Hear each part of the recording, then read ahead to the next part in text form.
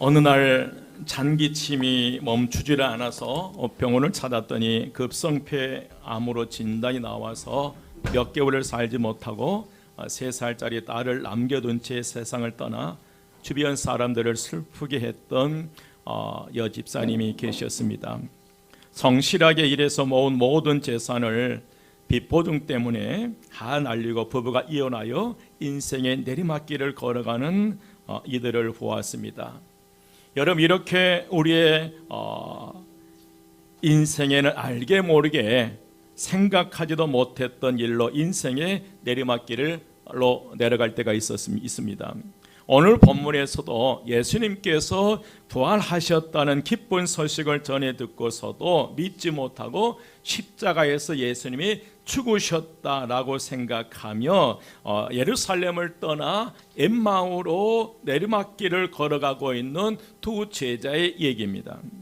그런데 놀라운 것은 예수 그리스도께서 내리막길 인생에 우리와 동행하고 계신다는 사실입니다. 누가복음 24장 15절 말씀 함께 봉독합니다. 15절 다 같이 시작. 그들이 서로 이야기하며 문의할 때에 예수께서 가까이 이르러 그들과 동행하시나. 아멘. 그들이 서로 얘기하며 문의할 때에 예수께서 가까이 이르러 그들과 뭐 하시니? 동행하시니. 원래 두 제자는 예수님을 열렬히 믿었고 의지하였고 지지하며 따랐던 주님의 제자들이었습니다. 그런데 그렇게 믿고 의지하고 따랐던 예수님이 무기력하게 붙잡히셔서 그 멸시천대를 받으시고 온갖 책책에 맞아 찢기시고 피 흘리시고 십자가에 돌아가시는 모습을 보면서 저들은 크게 낙심하고 낙망하게 되었습니다. 큰 충격을 받았고요. 그들이 그렇게 믿고 의지했던 예수님이 저렇게 세상을 떠나셨으니 이제 저들이 살아갈 꿈도 희망도 용기도 다 사라져버렸고 망연자실하면서 예루살렘을 떠나 내리막길 인생을 가게 되었습니다. 그런데 참으로 놀라운 것은 이 절망의 길을 가고 있는 그들에게 예수님께서 친히 그들과 동행해 주신 줄 믿습니다. 여러분, 이것이 바로 기독교의 복음이에요. 우리가 스스로 주님 앞에 나갈 수 없을 정도로 좌절과 절망 가운데 인생의 내리막길을 가고 있다 할지라도 주님께서 우리 가까이 다가오셔서 우리의 손을 붙잡아 주실 줄 믿습니다. 2000년 전에 엠마오로 내려가던 제자와 동행하셨던 그 예수님이 지금도 절망의 길로 내려가고 있는 우리와 동행하고 계신 줄 믿습니다. 그런데 너무나 안타깝게도 부활하신 주님께서는 살아가는 제자들을 찾아와 25리를 함께 걸어가고 있지만 너무나 안타깝게도 그 부활하신 예수님을 살아가는 제자들이 알아보지를 못하는 거예요. 왜 그랬을까? 여러분, 우리 주님께서는 한 번도 우리 곁을 떠난 적이 없습니다. 너희를 세상에 저는 버려두지 아니하시고 세상 끝날까지 너희와 함께 하셨어요. 그래서 부활하신 주님께서 가장 먼저 그 살아가는 제자들을 찾아갔는데 살아가는 제자들이 그 예수를 알아보지를 못하는 거예요. 여러분, 얼마나 마음이 아프시겠어요. 여러분과 함께 하신 그 예수 그리스도를 여러분 못 알아보고 계시진 않습니까? 한 번도 내 곁을 떠난 적이 없는 그 예수 그리스도, 영으로와 성령으로와 우리와 함께 하신데 그 예수 그리스도를 알아보지 못하고 내 생각과 내 아집에 사로잡혀서 지금 신앙생활을 하고 있지는 않는지요. 너무나 안타깝게도 부활하신 주님께서는 살아가는 제자들을 찾아와 25리를 함께 동행했지만 부활하신 주님을 알아보지 못합니다. 왜 알아보지 못했을까? 그 이유를 16절에서 이렇게 말씀하십니다. 그들의 눈이 가려져서 그인 줄 알아보지 못하거늘. 그들의 뭐가 가려져 있다는 거예요? 눈이 가려졌다는 거예요. 그들의 눈이 가려져서 그인 줄 알아보지 못하거늘. 부활하신 주님과 함께 25리를 걸어갔어도 두 제자는 눈이 가려서 알아보지를 못했어요. 왜 그랬을까? 여러분, 첫째로 예수는 죽었다고 결론을 지었기 때문을 믿습니다. 한번 읽겠습니다. 예수는 죽었다고 결론을 지었기 때문이다. 예수는 죽었다고 결론을 지었기 때문입니다. 왜 그들이 눈이 가려져서 부활하신 예수님을 밀착하고 그들과 함께 가는데 그 예수를 알아보지 못했을까? 바로 그 이유는 첫 번째로 예수는 죽었다고 결론을 지었기 때문입니다. 사랑하는 여러분, 결코 하나님께서 아직 끝나지 않았다고 하시는데 우리 스스로 다 끝났다고 결론을 내려서는 안 된 줄 믿습니다.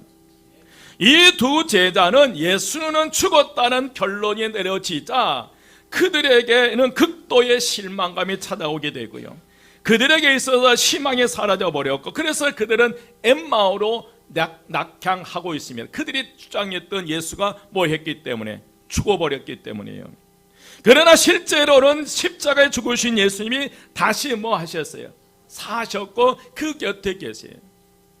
그런데 이 두 제자는 예수는 이미 십자가에 죽었다라고 결론 지어버리고 그렇게 생각하고 살아가는데, 실제는 부활하신 예수님께서 다시 살아나셨고 그 곁에 계심에도 불구하고 이미 그들은 인생의 결론을 지어버렸기 때문에 더 이상 배는 게 없는 거예요. 7절, 17절, 18절 말씀에서는 예수님께서 함께 길을 가시면서 그들에게 서로 주고받는 얘기가 무엇인지 물으셨습니다. 그때 두 사람의 슬픈 빛을 띠고 머물러 섰어요. 그 두 사람 중에 한 사람이, 글로보라고 하는 사람이 예수님을 책망하듯이 이렇게 얘기합니다. 당신이 예루살렘에 체류하면서도 요즘 거기서 된 일을 혼자만 알지 못하느냐. 19절 20절에서 예수님께서 다시 그 두 사람에게 물었을 때에 그 중에 하나, 글로바는 나사렛 예수의 일이니 그는 하나님과 모든 백성 앞에 말과 일에 능하신 선지자 이거늘 우리 대제사장들과 관리들이 그 사형 판결에 넘겨주어 예수 십자가에 뭐 해버렸다? 못 박아버렸다는 거예요. 이는 이미 예수는 죽었다는 결론입니다. 이들의 인생에 있어서 예수님은 죽었기 때문에 낙심과 절망할 수밖에 없는 거예요. 여러분이 믿는 예수는 죽으셨습니까? 살으셨습니까? 이미 그들은 죽었다고 결론 내려버렸기 때문에 더 이상 예수님에 대한 기대감이 없어요. 그래서 그들은 엠마오로 낙향하는 거예요. 그렇다면 여러분은 어떤 결론을 가지고 이 신앙생활을 하고 계십니까? 십자가에 죽으신 예수를 따라가고 있습니까? 아니면 십자가에 죽으시고 부활하신 예수 그리스도를 따르는 믿음의 길로 가고 계십니까? 여러분 기억하십시오. 지금 우리와 함께 하신 주님은 무덤에 갇힌 예수가 아닌 사망 권세를 깨뜨리시고 부활하신 예수님께서 저와 여러분과 함께 하신 줄 믿습니다. 여러분이 믿는 그 예수는 십자가에 매달려 죽은 예수가 아니라 그 십자가 위에서 피 한 방울 남기지 않고 다 쏟으시면서까지 우리를 사랑하셨던 그분이 무덤에 갇혔지만 무덤 문을 열고 사망 권세를 깨뜨리시고 살아나신 줄 믿습니다. 그 예수 그리스도가 우리의 주님이셔요. 이 사실을 꼭 여러분, 그래서 어떠한 여러분의 인생에 스스로 결론 짓지 마십시오. 한번 따라서 합니다. 내 인생에 어떤 일이 일어나더라도 하나님께서 결정하지 않으셨는데 내 스스로 끝났다고 선언하지 말자. 아멘. 두 번째로 그들이 왜 눈이 가려져서 부활하신 예수를 알아볼 수 없었냐면 잘못된 신앙을 소유하고 있었기 때문입니다. 엠마오로 가던 두 제자는 잘못된 신앙의 소유자였어요. 19절 말씀 함께 봉독합니다. 19절 다 같이 시작. 이르시되 무슨 일이냐 이르되 나사렛 예수의 일이니 그는 하나님과 모든 백성 앞에서 말과 일에 능하신 선지자이거늘. 아멘. 여러분 이르시되 무슨 일이냐 이르시되 나사렛 예수의 일이니 그는 하나님과 모든 백성 앞에 말과 일에 능하신 선지자라고 선언합니다. 두 제자는 예수님을 나사렛 예수로 불렀던 거예요. 여러분 나사렛 예수는 시골뜨기 예수예요. 목수의 아들 예수예요. 더 이상 진전이 없어요. 그러니까 이들이 이 두 제자가 예수를 부를 때에 나사렛 예수로 부른 것은, 그 나사렛 예수는 인간 예수이기 때문에 어디에서 죽어버리면, 십자가 위에서 죽어버리면 끝나는 거예요. 또한 예수님을 말과 일에 능하신 선지자로만 생각했다는 거예요.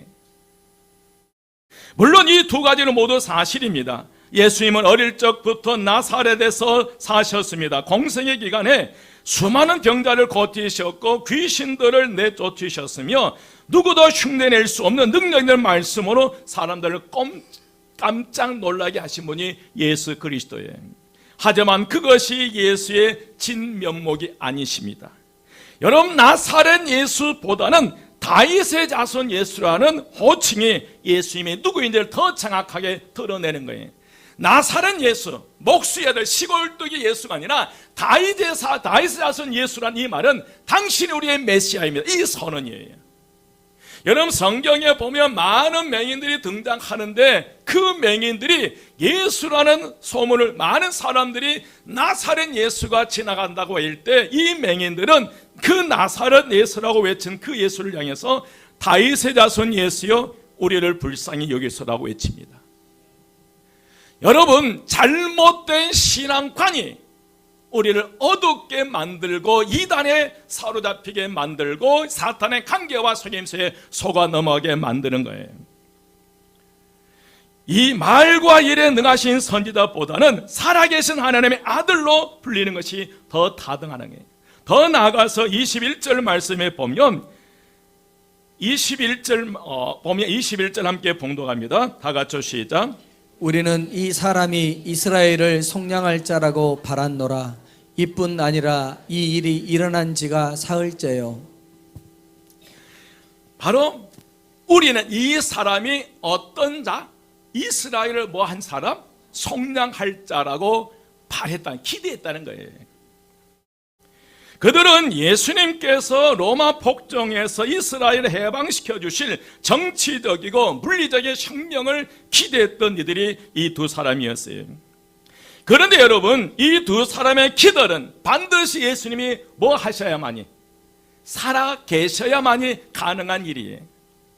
예수님께서 이스라엘의 왕으로 오셔서 이스라엘을 정복하고 있는 로마를 축출하고 로마로부터 이스라엘을 해방시키기 위해서는 반드시 예수님이 살아계셔야 그 일을 이룰 수 있는 거예요. 그래서 이 두 제자의 기대를 이루기 위해서는 반드시 예수님이 뭐 하셔야 된다? 그런데 그 예수가 어디에 죽어버린 거예요? 십자가 위에 죽어버리는 거예요. 여러분, 여러분의 기대를 이루어가기 위해서 십자가에 죽은 예수가 할 수 있는 일인지 아니면 부활하신 예수님께서 할 수 있는 일이신지요? 이제 예수님의 십자가에 달려 죽임을 당하시자 그들의 기대가 산산이 깨졌고 여기에 깨졌다고 여기면서 엠마오로 내려 더 이상 죽은 예수로부터 기대할 게 없다는 거예요. 이미 예수는 십자가에 뭐 해버렸기 때문에, 죽어버렸기 때문에 더 이상 예수님께 뭘 기대할 게 없는 거예요. 그러니까 그들은 예루살렘에서 엠마오로 낙향해버립니다. 여러분, 잘못된 신앙은 결국 우리의 눈을 가리워서 어두움 속에 헤매게 해요. 세상을 방황하게 합니다. 교회를 다녀도 늘 기쁨과 감동이 없이 늘 낙심과 절망 가운데 인생의 내리막길을 걸어가게 하는 거예요. 잘못된 신앙은 이단의 속임수에 쉽게 넘어간다는 거예요. 우리가 예수를 어떤 예수를 바라보느냐에 따라서 나사렛 예수로 바라보느냐, 다윗의 자손 예수로 바라보느냐, 하나님 말과 일에 능하신 선지자로 바라보느냐, 하나님의 아들 예수 그리스도를 바라보느냐에 따라서 우리의 신앙이 달라져 버려요. 신앙의 모습이 완전히 달라지는 줄 믿습니다. 그러면 우리가 어떻게 해야 오늘 저와 여러분의 신앙생활에 십자가에 죽은 예수가 아닌 십자가에서 죽으시고 모든 죄와 사망 권세를 깨뜨리시고 부활하신 예수 그리스도에 대한 분명한 믿음과 확신을 가지고 보다 힘차게 우리의 신앙생활을 할 수 있을까? 답은 부활하신 예수를 뭐 해야 된다? 만나야 된다는 거예요. 그런데 여러분 한번 생각해 보십시오. 이미 예수님께서는 우리 곁에 와 계신다는 거예요. 믿으시면 아멘? 부활하신 예수님께서 두 제자가 걸어가는 그들과 동행하고 있음에도 불구하고 그 부활하신 예수를 모르는 거예요. 늘 여러분 기억하십시오. 우리 주님께서 한 번도 저와 여러분의 곁을 떠난 적이 없어요. 너희들 세상의 과처럼 버려두지 아니하시고 세상 끝날까지, 우리가 마지막 죽음의 그 순간까지도 주님이 우리와 함께 하신 줄 믿습니다. 그러니까 예수님이 우리 곁에 계시지 않는 것이 아니라 그 계신 예수를 내가 알지 못한다는 거예요. 뭐가 가려졌어요? 눈이 가려. 항상 내 곁에 주님이 계신데 그 예수 그리스도를 알아보지 못하고 누이십니까? 그래요. 여러분 한번 생각해요. 두 제자가 길을 가는데 낯선 나그네가 들어온 거예요. 누구십니까? 여러분 신앙생활에 예수님을 향해서 누구세요 하고 물어보신 적이 없어요? 그렇게 신앙생활을 하고 있지는 않습니까? 예수님이 나와 함께 하신데 그 낯선 예수 누구십니까 하면서 나 혼자 스스로 가는 거예요. 여러분, 우리 주님께서 십자가 위에서 흘리신 보혈로 정결하게 씻음을 받고 더 나아가 무덤 문을 열고 부활하신 다시 사신 주님을 우리가 만나야 될 줄 믿습니다. 그러면 우리가 부활하신 주님을 만날 때 오늘 저와 여러분에게 어떤 놀라운 역사가 일어나게 되냐면 그 첫 번째로 잘못된 신앙관을 바로 잡아주시요. 뭘 잡아주신다? 잘못된 신앙관이에요. 오늘날 우리도 엠마오로 내려가는 두 제자와 다를 바가 전혀 없습니다. 우리에게는 저와 여러분의 절망이 있고요, 실망이 있고 고통과 아픔이 있으며 슬픔이 있어요. 그러나 바로 그때야말로 우리에게 다가오는 주님을 만날 수 있을 때라는 거예요. 내가 슬픔과 고통과 아픔과 절망 가운데 있다는 그 사실, 그 순간 우리가 부활하신 주님을 만날 수 있는 기회가 된 줄 믿습니다. 바로 그때에 그분이 가까이 이르러 여러분과 동행하십니다. 그때 우리가 그 두 제자들처럼 슬픔 때문에 실망 때문에 그분을 알아보지 못한다 할지라도 여러분 두려워하지 마십시오. 주님은 우리와 함께 하십니다. 그들이 슬프고 괴롭고 절망스러운 그 부활하신 예수 그리스도를 알아보지 못했다고 해서 주님이 떠난 것이 아니라 우리가 내와 함께 하신 그 예수 그리스도를 내가 알아보지 못한다 할지라도 주님은 저와 여러분과 함께 해주실 줄 믿습니다. 사랑하는 여러분, 이제 우리는 예수님을 찾아 길을 떠날 필요도 없습니다. 예수님께서 부활하시기 전까지는 제자들이 예수를 만나기 위해서 부지런히 예수를 수소문하여 찾아다녀야 했습니다. 예수님께서 부활하시기 전에는 예루살렘에 예수님이 계신다면 그 예루살렘으로 찾아가야 예수를 만날 수 있었고요. 갈릴리에 계시면 그 갈릴리에 계신 예수를 만나기 위해서는 반드시 어디로 가야만이? 갈릴리로 가야만이 예수를 만날 수 있었어요. 하지만 여러분 이제 걱정하지 마십시오. 부활하신 주님께서 우리와 함께 하신 줄 믿습니다. 옆에 분에게 부활하신 주님이 함께 하십니다. 그리고 저와 여러분의 신앙생활을 바로 잡아 주실 줄 믿습니다. 이제 예수님께서 이 두 사람에게 모세와 예언자들로부터 시작해서 예수 그리스도에 대한 분명한 모든 성경 말씀을 자세하게 풀어 설명해 주셔요. 25절에 27절 말씀이에요. 이르시되 미련하고 선지자들이 말한 모든 것을 마음에 더디 믿는 사람들이여. 26, 27절 함께 봉독합니다. 다 같이 시작. 그리스도가 이런 고난을 받고 자기의 영광에 들어가야 할 것이 아니냐 하시고 이에 모세와 모든 선지자의 글로 시작하여 모든 성경에 쓴 바 자기에 관한 것을 자세히 설명하시니라. 아멘. 예수 그리스도가 십자가에 못 박혀 돌아가신 것이 아니라 그분은 성경대로 다시 뭐 하셨다? 부활하셨습니다. 그분은 십자가에 못 박혀 죽었다고 끝이 아니라 십자가를 통해서 하나님의 구원의 역사가 이루어졌다고, 그래서 그분은 모든 믿는 자들의 주님이 되셨다고 일깨워 주신 줄 믿습니다. 여러분, 우리가 말씀을 많이 안다고 믿음이 생기는 것이 아니라 주님이 말씀을 깨닫게 해주셔야 우리의 믿음이 성장한 줄 믿습니다. 여러분, 반드시 성경을 많이 안다고 해서 그분이 믿음에 좋은 건 아니에요. 그 성경 말씀을 통해서 주님께서 깨달음을 주셔야 우리가 믿음의 삶을 살아갈 수 있으리라 믿습니다. 그렇지 않으면 바로 주님의 말씀을 깨닫게 주셔야 믿음에 이를 수 있는데, 그렇지 않으면 우리는 잘못된 말씀을 잘못 이해하게 되고 바른 믿음이 아니라 잘못된 신념에 빠져버린다는 거예요. 성경을 잘못해서, 여러분 우리가 몇 주 전에 그 신천지에 온 가족에 빠져다 나와서 우리에게 이단에 대해서 설교하신 적이 있을 때, 그때 그 목사님이 어떻게 설교했어요? 구약에서부터 그 말씀을 쫙 뽑아가지고 얘기를 하면서, 여러분 이렇게 하면 구원 받겠죠 했더니 다 뭐 어떻게 했어요? 다 아멘 했잖아요. 그런데 그 목사님이 웃으시면서 여러분 다 낚였다는 거예요. 구원은, 우리의 모든 죄를 사함을 받는 것은 오직 예수 그리스도의 보혈의 피에 의해서 죄 사함을 받는다는 사실입니다. 그런데 이처럼 이단들은 교묘하게 자기들이 필요한 말씀들을 뽑아내가지고 얘기를 하다 보니까 설득당해. 그건 신앙이 아니라 신념이에요. 그래서 우리가 잘못된 신앙을 가지게 되면 이렇게 가는, 그러나 주님께서 반드시 잡아주실 줄 믿습니다. 우리가 하나님의 말씀을 통해서 우리의 신념에 빠져서는 안 된다는 거예요. 우리는 바른 믿음의 삶을 살아가야 될 줄 믿습니다. 그러므로 우리는 성령님의 말씀을 깨우쳐 주시기를 기대하면서 하나님의 말씀을 읽고 듣고 묵상해야 될 줄 믿습니다. 두 번째로 한번 읽겠습니다. 두 번째로 다 같이 시작. 우리로 하여금 마음을 뜨겁게 해 주십니다. 우리로 하여금 어디를요? 마음을 뜨겁게 해주셔요. 목적지인 엠마오에 가까이 이르렀을 때에 예수님은 그 마을에 들어가지 아니하시고 더 길을 가시려 했습니다. 예수님의 가르침에 푹 빠져있던 이 두 제자는 예수님께 자신들과 유하기를 강권하에 붙잡아 당겼다. 못 가게 참 강하게 붙잡는 거예요. 29절 말씀 함께 봉독합니다. 29절 다 같이 시작. 그들이 강권하여 이르되 우리와 함께 유하사이다. 때가 저물어 가고 날이 이미 기울었나이다 하니 이에 그들과 함께 유하로 들어가시니라. 아멘. 예수님을 붙잡고 때를 쓴 거예요. 예수님이 특별한 얘기를 하신 것이 아닙니다. 바로 성경 얘기입니다.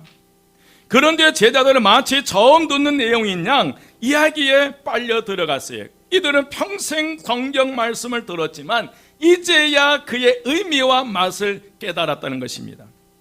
말씀을 맛보았기 때문이었습니다. 이런 은혜, 이런 기쁨을 맛본 사람은 여러분 시간 간 줄 모르고 말씀을 보게 돼 있어요. 그래서 예수님께 말씀을 더 가르쳐 달라고 간청하는 것입니다. 이 두 제자는요.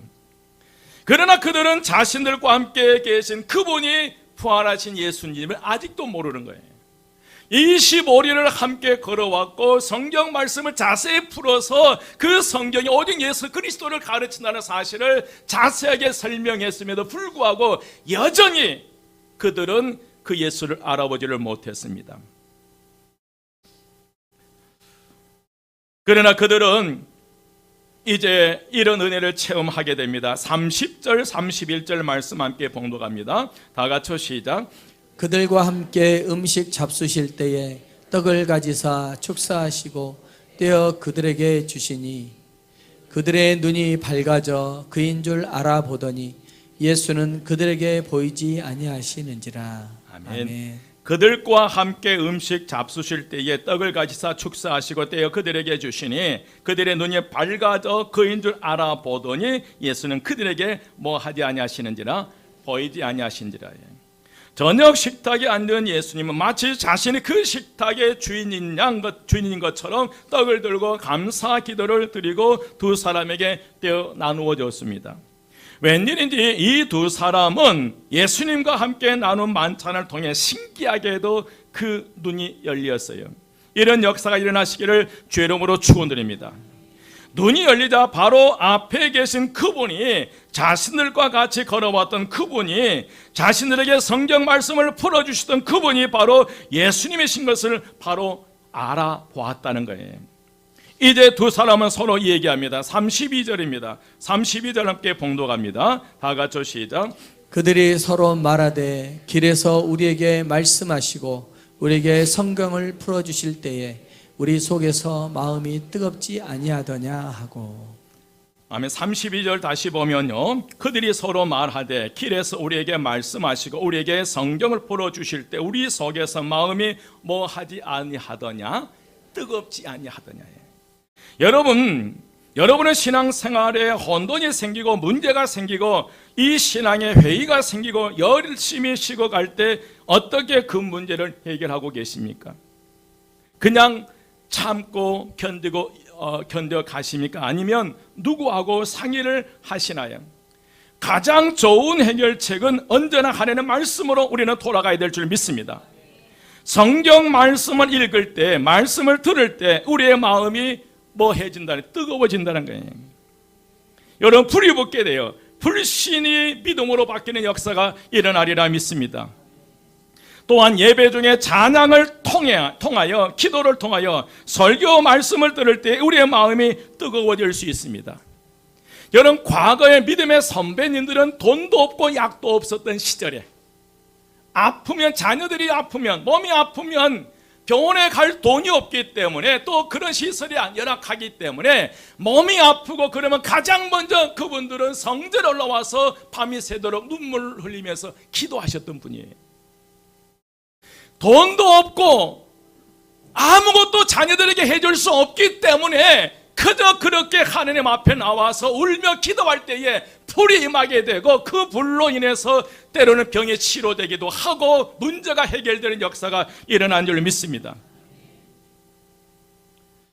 그래서 우리는 여러분, 선대의 크리스찬으로 머물러서는 안 된다는 거예요. 일주일에 한 번 주일에 이 교회에 와서 예배 드린다, 거기에서 무슨 하나님의 역사가 일어날 수 있겠습니까? 일주일에 주일 한 번만으로 만족하지 마시고 수요일 밤 예배, 금요 치유 기도회, 새벽 기도회, 전 성도 성전에서 드리는 릴레이 기도회에 도전하여 보시기를 바랍니다. 여러분, 언제 어떻게 어느 순간에 하나님의 임재가 임할지 모른다는 거예요. 어떻게 하나님의 치유가 언제 어떻게 임할지 알 수 없다는 거예요. 참 안타까울 때가 있어요. 이 예배 시간에 누가 왔으면 좋겠다 했는데 그렇게 잘 나오다 그날 또 계시지 않는 경우가 있어요.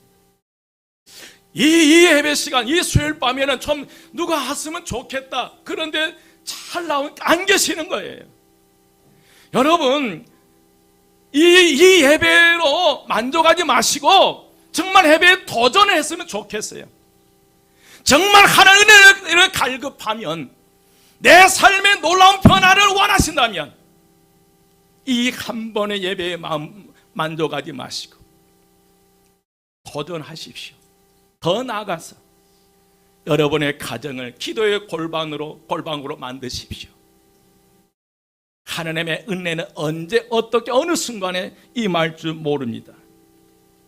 여러분, 성경 말씀과 예배를 사랑하심으로 우리의 가슴에 뜨거운 불이 붙는 역사가 일어나시기를 축원드립니다. 2000년 전에 일어났던 그 기적이 지금도 여전히 일어납니다. 여러분, 도전 한번 해보십시오. 하나님 앞에 나가서 부르짖어 보십시오. 자녀들을 위해서 눈물로 한번 기도해 보십시오. 그럴 때 강력한 불이 임하게 되고 뜨거운 놀라운 은혜 체험이 있을 줄 믿습니다. 여러분, 그 체험을 통해서 우리의 믿음의 삶을 살아가야 됩니다. 있는 돈으로 살아가는 것이 아니라, 있는 지식으로 살아가는 것이 아니라, 삶의 경험으로 내가 가지고 있는 그것으로 신앙생활하는 것이 아니라, 나에게 없는 하나님의 능력으로 믿음의 삶을 살아가시기를 주의 이름으로 축원드립니다. 세 번째로, 우리로 하여금 예루살렘으로 돌아가게 하십니다. 여러분, 엠마오로 내려가던 두 제자가 예수님이 부활하셨다는 사실을 안 이상 그것에 지체할 수 없었어요. 제자들은 곧바로 일어나 예루살렘으로 돌아오게 됩니다. 날이 이미 저물었지만 부활하신 예수님을 만난 그 은혜를 주체할 수 없어서 빨리 가서 사랑이들에게 이 증거하기를 원했습니다. 여러분, 제자들에게 있어서 엠마오는 어떤 곳입니까? 엠마오는 알지 못하는 길이라는 뜻을 가지고, 알지 못한 길이라는 뜻이 있어요. 엠마오로 가는 길은 불확실한 길입니다. 방황의 길입니다. 올라가는 길이 아닌 내려가는 길이에요. 낙심의 길이에요. 희망이 아닌 절망의 길이에요. 모든 것을 포기하고 가려는 곳이에요. 두 제자는 엠마오라는 마을로 가면서 서로 실패에 대한 얘기, 패배를 이야기하고 있었고, 아픔을 얘기하고 있었고, 죽음과 고통을 얘기하면서 예루살렘에서 그 엠마오로 내려가고 있는 거예요. 여러분, 여러분들이 모이면 주로 어떤 얘기를 많이 하십니까? 사랑한 사람들을 만났을 때 주로 어떤 얘기를 많이 하세요? 여러분 기억하십시오. 엠마오는 인생의 패배자가 내려가는 곳입니다. 그러나 이제 부활하신 예수를 만난 두 제자는 눈이 열리고 마음이 뜨거워진 두 제자는 예루살렘으로 다시 돌아갑니다. 날이 이미 저물었지만 다시 일어나 예루살렘으로 도망 나왔던 그 예루살렘을 향해 다시 되돌아가는 거예요. 예수님께서 부활하시기 전에 예루살렘은 예수님의 십자가의 죽으심으로 모든 것이 끝났다고 생각하게 하는 곳, 사랑하는 사람이 죽는 곳이라여 두고두고 고통과 아픔을 주는 것으로 예루살렘을 생각했어요. 예루살렘만 생각하면 예수님의 십자가에 죽으신 것이고, 그리고 사랑한 이 베드로가 예수를 3번 부인했던 것이고, 제자들이 다 도망갔다. 그러니까 이 예루살렘만 생각하면 상처투성이에요. 예수님을 지키지 못했던 그런 상처로 이 제자들은 늘 마음이 아파하고요. 하지만 여러분, 예루살렘은 예수님께서 부활하시면서 대반전이 일어나 버렸어요.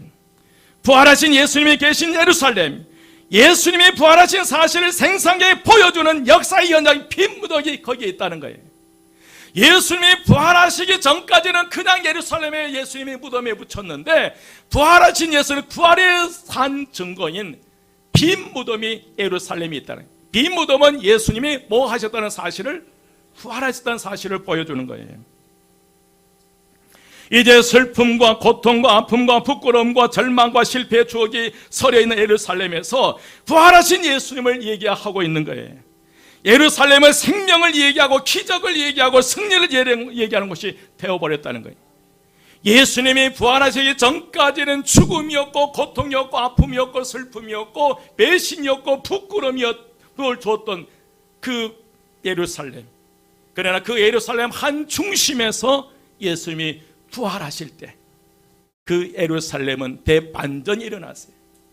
예루살렘의 한 중심에 예수님이 부활하신 그 산 증거를 드는 빈 무덤이 거기에 있는 것입니다. 이제 그들은 전혀 놀라운 변화가 일어났어요. 부활하신 예수를 만나기 전과 만난 이후에 그의 삶이 달라졌어요. 여러분 33절입니다. 곧 그때로 일어나 예루살렘에 들어가 보니 11 제자 및 그들과 함께 제자들이 한 사람들이 모여 있어 34, 35절 함께 봉독합니다. 다 같이 시작. 말하기를 주께서 과연 살아나시고 시몬에게 보이셨다 하는지라.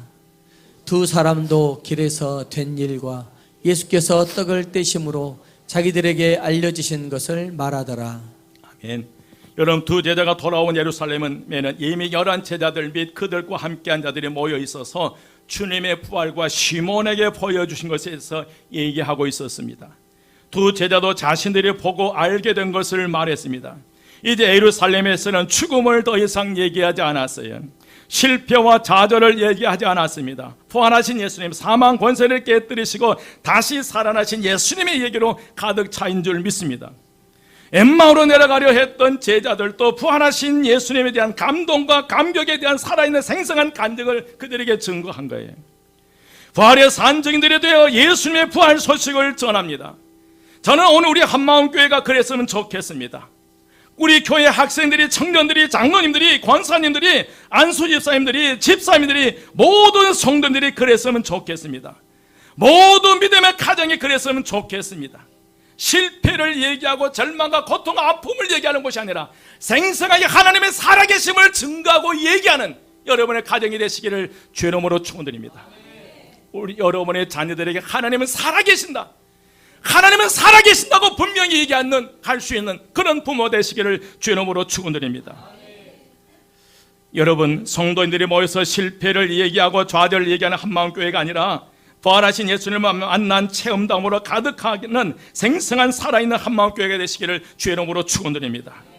물이 포도주가 되는 기적, 마라의 쓴물이 마라의 단물로 변화되는 기적, 반석의 생수가 쏟아지는 기적이 여전히 저와 여러분을 통해서 나타나는 한마음교회, 여러분 가정과 성도 되시기를 주의 이름으로 축원드립니다. 생명을 살리는 소리로 가득하는 교회 되시기를 주의 이름으로 축원드립니다. 여러분, 우리 모두 부활의 산 증인들이 되시기를 주의 이름으로 축원드립니다. 얼마 지난주에 토요일 날 우리가 부활을 알리는 기쁜 소식 알리는 우리가 전도를 했습니다. 어떤 분들은 내일이 부활주일이냐 물어보기도 하고요. 저는 그 가운데 우리가 1000개 이상을 길거리에 나누어 드렸지만 그분들 중에는 부활을 기억하고 반드시 그들의 발걸음이 주님 전으로 향한 줄 믿습니다. 여러분 가정의 살아대에서 부활의 산증인들이 되시기를 주의 이름으로 축원드립니다. 기도드리겠습니다. 부활이요 생명이 되신 우리 주 예수 그리스도의 은혜와 하나님의 크신 사랑하심과 성령님의 감화 감동 충만 역사하심에 다시 부활 신앙을 가슴에 품고 뜨거운 마음을 품고 이 세상을 향해서 탁월한 믿음의 삶을 살기를 원하오며 더 이상 실패와 좌절과 절망을 얘기하지 않고 하나님의 살아계심을 증거하는 간증의 주인공들이 되기 원하는 저희 모든 심령들이 지금부터 영원까지 함께 하시기를 간절히 축원드리옵나이다. 아멘.